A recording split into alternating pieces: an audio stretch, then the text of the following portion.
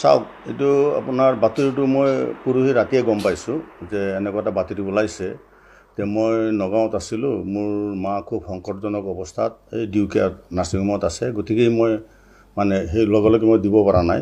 আজি মই গুৱাহাটী আহিছোঁ। আজি আহি মই এটা বস্তু আপোনালোকক জনাইছোঁ যে মই শিলচৰ জিলা কংগ্ৰেছৰ মানে মই দায়িত্বত আছিলোঁ। মই জিলা কংগ্ৰেছৰ দায়িত্বত আছিলোঁ। তাত মই ইমান বছৰে আছোঁ, কোনে মোৰ বিৰুদ্ধে এটা কথাও ক'ব পৰা নাই। কিন্তু এতিয়া কথাটো হ'ল যে বৰপেটা জিলা কংগ্ৰেছত আমাক অবজাৰ্ভাৰ হিচাপে দিছিলে সাংগঠনিক যিটো মানে স্থিতি, সেই স্থিতিটো পৰ্যবেক্ষণ কৰাৰ কাৰণে আৰু এটা ৰিপৰ্ট দাখিলৰ কাৰণে আমাক দায়িত্ব দিছিলে। এই যে দায়িত্বটো আমাক দিছে, তেতিয়া আমি তাত গৈছোঁ, গৈ পেলাই বিভিন্নজনে বিভিন্ন অভিযোগ কৰিছে। যিখিনি অভিযোগ তেওঁলোকে কৰিছে, সেই অভিযোগখিনি মানে মই প্ৰেচিডেণ্টৰ আগত এজ ইট ইজ ৰাখিছোঁ মই, যে এইখিনি পৰিস্থিতি আৰু এইটোৱে মোৰ কথা। কিন্তু আজি যিটো কথা মোৰ নামত যে ধনৰ লেনদেন, সেই সময়ছোৱাত মই ইয়াত নাই। মই ভাৰতবৰ্ষৰ বাহিৰত আছিলোঁ। 6 তাৰিখে মই ইয়াত আহিছোঁ, 7 তাৰিখে পঞ্চায়ত নিৰ্বাচনক লৈ পেলাই যিটো PSC কমিটিৰ মিটিং আছিলে, মই 7 তাৰিখে মই শিলচৰত গৈ পেলাই 7 দিন আছোঁ। 7 দিন পিছত মই আহিছোঁ। গতিকে তাত ইমান দিন একো কথা ওলোৱা নাই।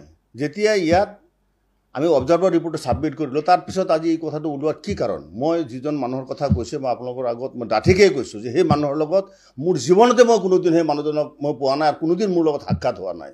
গতিকে টকা পইচাৰ যিটো লেনদেনৰ কথাটো কৈছে, আজি বহু বছৰ ধৰি আমি কংগ্ৰেছৰ লগত জড়িত হৈ আছোঁ। আজি কংগ্ৰেছৰ নিষ্ঠাৱান কৰ্মী হিচাপে আজিলৈকে কোনেও মোক এই কথাটো ক'ব নোৱাৰে। পইচা পাতিৰ কোনো লেনদেনৰ সম্পৰ্কটো যেতিয়া আহিছে, সঁচাই দুখজনক। আৰু মোৰ কাৰণে মই মানে লাজ পাইছোঁ যে আজি কোনোবা এনেকৈ মানে মিছা প্ৰলোভন দি পেলাই মোৰ মানে ভাৱমূৰ্তি মানে বিনষ্ট কৰাৰ কাৰণে তেওঁলোকে এইটো কৰিছে। গতিকে মই ইয়াত প্ৰত্যাহ্বান জনাইছোঁ যে যোনে এই বাতৰিটো আজি জিলা কংগ্ৰেছৰ সভাপতিৰ লগত আলোচনা কৰিছে, সেই মানুহজনক লগত লৈ তেওঁলোকে আজি প্ৰমাণ কৰক, তেওঁলোকে তথ্য সহকাৰে প্ৰমাণ কৰক, বা তেওঁ নিজে আহি পেলাই কওক যে তেওঁৰ লগত কেতিয়াবা মোৰ সাক্ষাৎ হৈছে নেকি।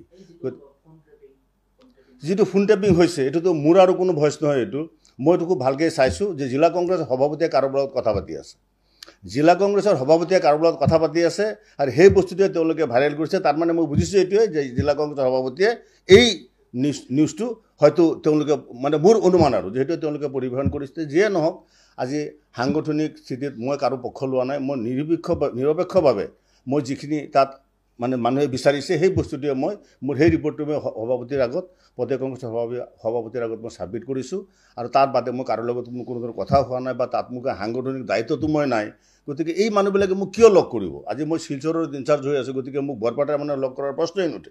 2 নম্বৰ কথাটো হৈছে যে যিজন মানুহৰ কথা কৈছে, মই আপোনালোকক অন কেমেৰা কৈ আছোঁ যে মই সেই মানুহজনক জীৱনতে মই লগ পোৱা নাই আৰু কোনোদিন তেওঁ হয়তো মোক চিনি নাপায়। গতিকে এইটো আপোনালোকে যদি তদন্ত কৰে, তদন্ত হয়তো এইটো ওলাব যে আজি মই সেই মানুহজন যিটো চিনি নাপাওঁ, তে এনেকুৱা ধৰণৰ কথাটো কিয় হ'ল, তাৰ কাৰণে মই লজ্জা পাইছোঁ। আৰু আপোনালোকে এটাই কথাই জনাইছোঁ যে মানুহক যদি কোনোবা দোষী সাব্যস্ত হয়, তাৰ এগেইনষ্টত তেওঁলোকৰ শাস্তি হ'ব লাগে। কিন্তু বিনা দোষত এজন মানুহক যদি অপমান কৰে, সমাজৰ মাজত যদি তেওঁলোকৰ ভাৱমূৰ্তি ম্লান কৰাৰ কাৰণে কোনোবাই চেষ্টা কৰে, তাৰ কাৰণে মই ভাবিছোঁ যে আগন্তুক দিনত মই তেখেতক বিনম্ৰভাৱে অনুৰোধ জনাইছোঁ, যদি তেওঁলোকে কোনো ধৰণৰ এনেকুৱা প্ৰমাণ আছে, তেওঁলোকে সেই প্ৰমাণ তেওঁলোকে ইয়াত আহি পেলাই প্ৰমাণ কৰি দিয়ক। সেই প্ৰমাণ লৈ পেলাই যে আজি মোক দোষী সাব্যস্ত কৰাৰ নহ'লে মই অনুৰোধ জনাইছোঁ আপোনালোকৰ যদি যে কোনো কাৰণত যাতে মোৰ ভাৱমূৰ্তি ম্লান কৰাৰ কাৰণে আজি সমাজত আমাৰো এটা স্থান আছে।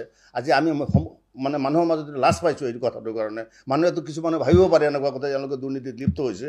গতিকে মই কোনো ধৰণৰ দুৰ্নীতিৰ লগত লিপ্ত নহয়। আৰু যিজন মানুহ লতিফ বোলা যিজন মানুহৰ কথা কৈছে, সেই মানুহজনক মই আজিৰ তাৰিখলৈকে চিনি নাপাওঁ আৰু কোনোদিন মোৰ লগত দেখা হোৱা নাই। আপোনালোকে তদন্ত কৰি চাওক, যদি তাত কিবা আপোনালোকে প্ৰমাণ পায়, তেতিয়া তাত বিহিত ব্যৱস্থা মই লোৱাৰ কাৰণে মই আমাৰ প্ৰদেশ কংগ্ৰেছৰ সভাপতিক মই অনুৰোধ জনাম যে আপুনি মানে এইটো তদন্ত কৰি পেলাই যদি মই দোষী হওঁ, তেতিয়া মোক এইটো আপোনালোকে এটা নিৰপেক্ষভাৱে তদন্ত কৰি পেলাই যদি মই দোষী, তেতিয়াহ'লে মোৰ বিচাৰ হওক। আৰু যদি নহয়, কিয় কৰিছে এই কথাটো, এইটো কাৰণে মই তেওঁৰ ওপৰত দাবী জনাম আৰু ইনকুৱাৰী কৰি তাৰ কাৰণে মই ইয়াৰ কাৰণে তেওঁলোকৰ পৰা এটা মানে সমাধান বিচাৰিম। মইতো তেওঁলোকে কি কয়। গতিকে মই প্ৰদেশ কংগ্ৰেছৰ এজন সাধাৰণ সম্পাদক হিচাপে মই আপোনালোকৰ আগত অন কেমেৰা মই কৈ আছোঁ যে সেই মানুহজনে মই কোনোদিনে দেখাও নাই, বা তেওঁৰ লগত কোনোদিন মোৰ লগত লগো হোৱা নাই, মোক হয়তো চিনিও নাপায় তেওঁ। কিন্তু কি কাৰণত কোনে কৰিছে, সেই কথাখিনি তদন্ত কৰিলে নিশ্চয় ওলাব।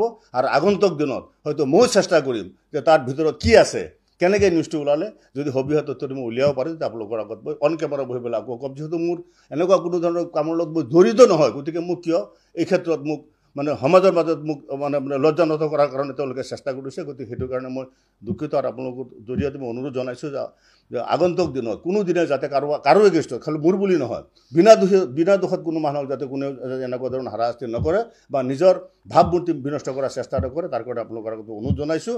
আৰু আগন্তুক দিনত মই মানে যদি ময়ো চেষ্টা কৰোঁ, আপোনালোকে চেষ্টা কৰক। যদি আপোনালোকৰ চেনেলত ওলাইছিলে আপোনালোকে চেষ্টা কৰি ক'ৰ পৰা তেওঁলোকে এই চ'ৰ্চটো পালে আৰু কোনে ক'লে তেওঁলোকক, পইচা কেতিয়া দিছে, কোন তাৰিখে দিছে, কাৰ আগত দিছে বা মোক লগ পাইছে নেকি, গোটেই কথাখিনি আপোনালোকে মানে ইনকুৱাৰী কৰিলে আপোনালোকে তথ্য ওলাই যাব। গতিকে সেই বিষয়ে আপোনালোকে কৰক। গতিকে আপোনালোকৰ যিহেতু আপোনালোকৰ চেনেলত ওলাইছে, গতিকে আপোনালোকৰ তাত মই স্পষ্টীকৰণ যোগে কৈছোঁ যে এইটোত মই কোনো কাৰণতে জড়িত নহয়। পঞ্চায়ত নিৰ্বাচনত চেঙা সমষ্টিৰ খোলাবান্ধা ZPCৰ পৰা মই কংগ্ৰেছৰ টিকেট বিচাৰিছিলোঁ, কিন্তু মই টিকেট পোৱা নাছিলোঁ। টিকেটৰ আগে আগে মই কংগ্ৰেছী বিভিন্ন লিডাৰৰ ঘৰে ঘৰে পিছে পিছে ঘূৰি বহুত টকা খৰচ কৰিছিলোঁ। পিছত এটা নিউজ ভাইৰেল হ'ল আনোৱাৰ ঠিঙানোৱাৰ মোৰ পৰা টকা লোৱা বুলি।